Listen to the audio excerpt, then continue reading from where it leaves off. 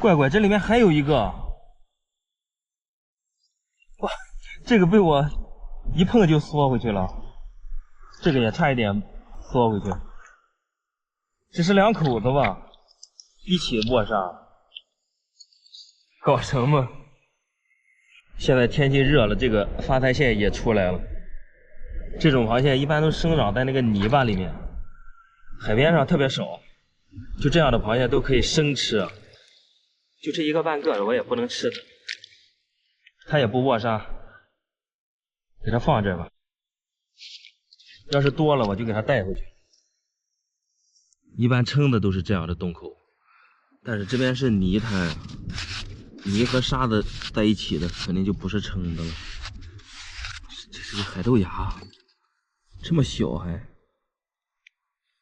这还拽断了，太不好意思了，让它自己长吧。这还是一个蛏子，我以为是个月亮贝。哎，这扒开以后，看见它那个鼻子往回跑了。这个应该不大，让它出来看一下吧。发现它不抓又不太好意思。哎，不会跑了吧？不能吧？在这儿看，你看这个鼻子，这个就这么大，没想到这么小，给它放水里吧。你看蛏王小时候都这么胖，丢水里吧。这个根都是已经断了的这个模样，风大的话，这种海葵的话，一吹的话都吹断了。这里面这个黄都吹破了，都出来了一半。这里面全是沙了，有点吃起来的话有点麻烦。这个模样的都还是活的，它这个花的话还在有水分，就是活的。这么大个头的话，要是卧在沙里面，你抓的时候都老费劲了，跑得特别快。这个得带着，这个也是。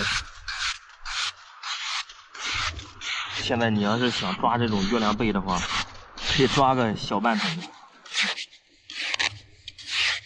有好多人都不愿意抓这个了，这东西越多了吧，抓点够吃的就行了。抓多了带回去也是浪费。这个派大星这个颜色的话，它就不是活的了，一般褪了色的就是时间长了，这种触须也看不见了。但是这个还挺完整的，也没坏。我带着它吧。这一片全都是那个花甲，很多都是带肉的。它有一些的话被那个风吹上来，那个肉全吹掉了。但这个多数都是有肉的，实心的，这样的都是有肉的。多数的都是带肉，你看这边这是多少？这个昨天晚上风大，这海边现在是成片的，这也吃不了呀。这回头捡一些吧，够吃就行了。剩下那个等那个涨潮，不知道能不能再带回海里去。